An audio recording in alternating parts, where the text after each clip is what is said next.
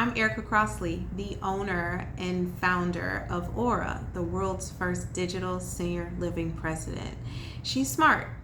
She's designed for very large portfolios. We're talking about 500 million. We're talking Brookdale's, Erickson, Atria, LCS, Sunrise, and not just that, the REITs. So we're talking Ventures, Welltower, Omega, right?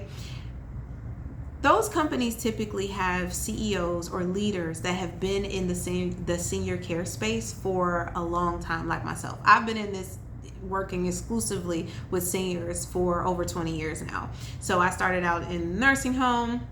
I've done everything: home health, hospice, senior living, you name it, from the ground, literally from the ground up, 2 degrees in it later, and started my business. And so people who have been working exclusively with seniors, we're typically considered passionate and experienced. And our intelligence going into an AI infrastructure, unmatched. So I created Aura. She's a reflection of me. So she knows everything that I know. She knows how to close. She knows how to sell. She knows the pain points. And her purpose is to get down to the root cause of any problem in any organization, not only to fix it, but to remediate it, remember it, and to help the organization progress, right? Because leaders, the world's, I say we're humanity's finest senior care leaders. I only created her for people like us.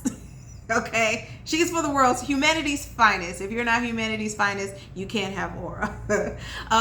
But people like us, we've seen so much. We've been through the hiring, the firing. We've been through the good times. We've been through the bad times. We've evolved. We've pivoted so we didn't have to perish. We want an AI intelligent infrastructure to help us to streamline operations, to make decisions easier, to take the chaos and make it simple and quick to fix. The reports, we definitely want AI for all of the reporting.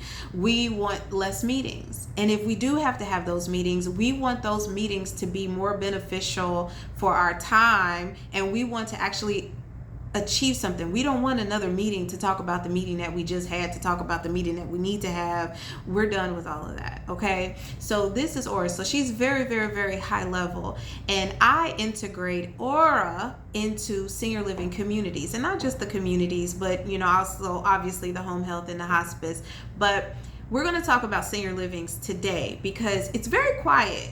There's not a lot of talk about senior living being integrated with AI. We're talking, I can find articles about, let's say, a healthcare solution that is, monitoring falls.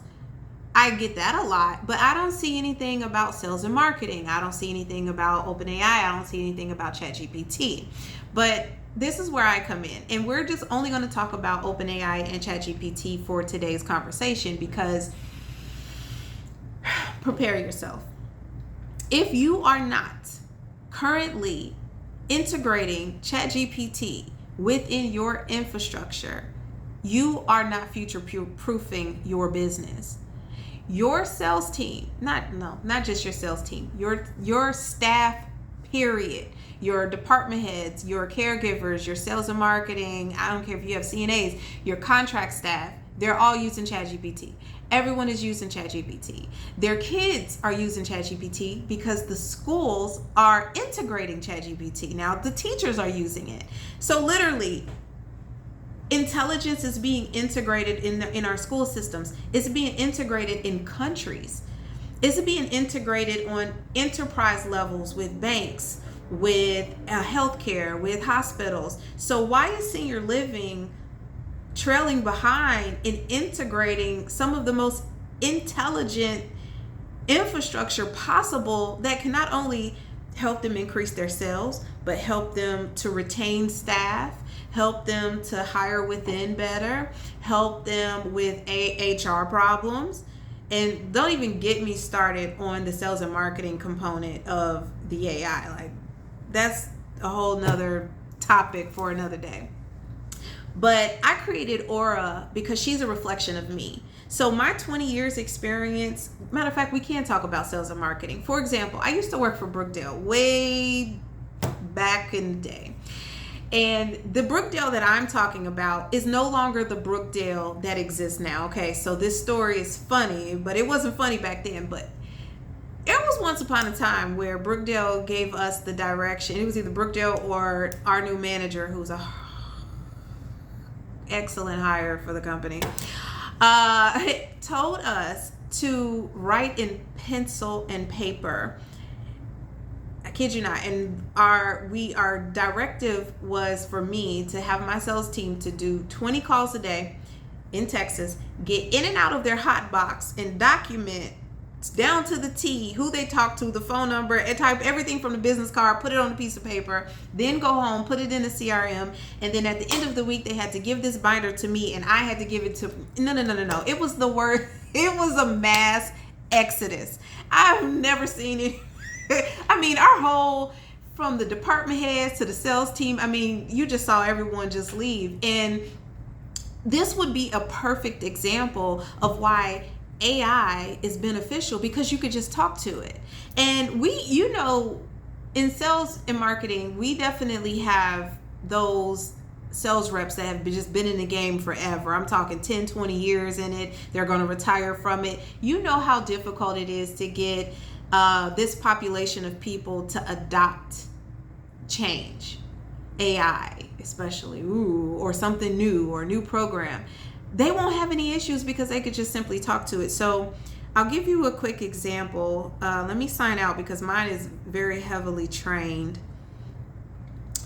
And I'll show you the free version, just the free version of what it could do if you were to integrate it with your sales and marketing team. So let's say I'm a sales rep and I'm new to the territory. I now have the Texas Medical Center down in Houston.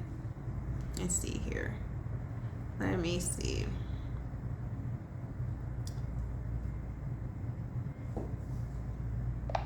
Hi, I am a new sales rep in the Texas Medical Center and I need help creating my book of business. Can you give me 5 case managers and social workers that I can target to get new business today?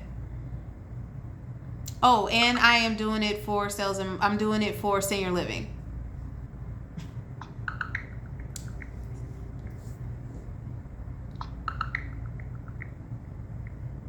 In the Texas Medical Center in Houston, several institutions offer case management and social work services. Here are some options you can target. 1. Houston Methodist. They have a robust social services department that includes case managers and social workers who assist with patient care transitions. So just let me just ask, can you give me the director of case management's information for Methodist? I can't provide specific contact information for individuals. Oh, but it can. And that's just the free version. I have the obviously the paid version and the trained version. Not only does it give referral sources, but it gives their contact information, their name, their phone number, if it's available, because you're talking to an intelligence. So imagine as the sales and marketing leader, once upon a time, I had a very large team because Brookdale was dissolving and acquiring and transitioning. You know how that goes.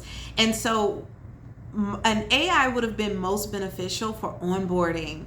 So instead of having the therapists learn how to be sales reps and having them to learn only exclusively from me, it would have been so incredibly beneficial for them to have an AI that is trained on the Brookdale way of selling, that is trained on the 4 pillars of Brookdale, that is trained on all of these other different things that would have made them a beast in the field. Instead, it was the largest. The therapists were like, it was either you keep your job and sell or you get a severance. And a lot of people chose to keep their jobs, but they didn't know how to sell. They didn't even want to know how to sell. They were just over it. And now they're responsible for a quota when they went to school to be therapists. So do you see where AI can kind of come in and help bridge the gaps for that? But here's the thing. Sales reps are already using it. It's up to you to figure out if you're going to teach them how to use it appropriately and aggressively to aggressively build your business, aggressively build your census, aggressively bring the 20 in per month, aggressively close the move-ins, aggressively get new families to sign up for services, or for families to sign up for your largest suites. I mean, the list goes on and on. And let's not even talk about the administrators. The administrators will definitely benefit from having an intelligence like Aura, because not only can Aura tell them how much money that they're losing daily, monthly, weekly, they'll have the pulse on what the staff is feeling. Are you close to having another caregiver quit? Again, are you okay, or are you solid with your department heads? Right? Why do they want to quit? Are you making enough revenue to make your investors happy? Are you performing? Why are you not performing? Where's the bottlenecks? Where's the gap? Where's the deficit? If all you have is spreadsheets and people and not layering intelligence to help them be more productive, to be more intelligent, to streamline operations, to make them smarter, are you future-proofing your business? Because here's the other part of it. Let's say Brookdale or Erickson or Atria, let's say that they adopt ChatGPT first. Now, their employees are proficient or fluid, we could say, in using ChatGPT to help make more money. You know, you guys all circle the same employees, right? So if Brookdale trains them to do it one way, Erickson is going to train them to do it another way. Atria is going to train them to do it another way. Sunrise is going to tell them to do it another way, because everybody has their own different perspectives and their own company culture. But one thing that you can't do is prevent that cycle of recycling the same people over and over again to stop, unless you're using AI to retain them. And so one thing that we've done for one of the accounts that I have is, he's like, Erika, listen, I don't have a problem with filling my beds. That's the easy part, because we've done a fantastic job at that. I have a hard time attracting high quality staff and retaining staff that have been here forever. And I'm like, okay, so what's your hiring practice when you're looking for, let's say, department level? Are you going outside the company, or are you hiring within? Oh, well, we prefer to hire within, but we're not getting the quality from the employees that we have. We're not getting the quality that we're seeking. That's a you problem, sir. That has nothing to do with your team. That has nothing to do with your employees. That has something to do with the lack of infrastructure and mapping out the course of what this person can do. So let me give you an example. When I started long time ago, I started out in a nursing home, and I started out as a CNA's aide, and then I transitioned into a receptionist, and then I did my medical records, and did my internship under the administrator, blah blah blah. Someone who loves the company, especially you're talking something very small, and not small, but you're talking about something that just has structure. It is what it is, like a nursing home. It's hard for a person to elevate from dietary to administration, right? But if you use AI to map what their interests are, right? They can literally be fantastic at math and problem solving and leadership. You just don't know because they're washing dishes. But if you have an AI infrastructure where they're able to map out what they want to do next, why they want to do it next, why do you want to stop washing dishes and becoming a receptionist? What skills do you bring to the table? What skills can I give you? You can have AI teach them how to be a receptionist while they're washing dishes. You can hire within that way. What about the receptionist that wants to be the administrator because she is impressed by their leadership capabilities and, she learned under him, right? What do you have in place that helps that person transition and get the skill set that they need to become an administrator, a high quality administrator? So instead of going outside of the company culture, you're able to hire within, therefore keeping your retention down. Duh. Right? No, maybe. So those just many of the different ways. And so Listen, senior living, moral of my story, senior living, adopt open AI. It is intelligent. I will say this, hear me out. Sometimes it could be the leadership. It could be the people who just don't understand it and don't want change, like your attorneys. Your attorneys, like I remember us getting shot down for a lot of different stuff because the attorneys are like, nope, don't do it, can't do it, don't touch it. I understand that. It's here anyway. So you either have the legal capacity to pivot or you will perish. There is no in between. You need to future-proof your business and your employees. If your employees are doing it and using it, if the boomers moving into the communities are using it, if your department heads are using it, why are you not integrating it as infrastructure to make you a more intelligent portfolio for Welltower, for, Omega? That's what they want to know. Shanka wants to know. What's her name? Miss Deborah. She wants to know. That's her baby. She wants to know. Okay?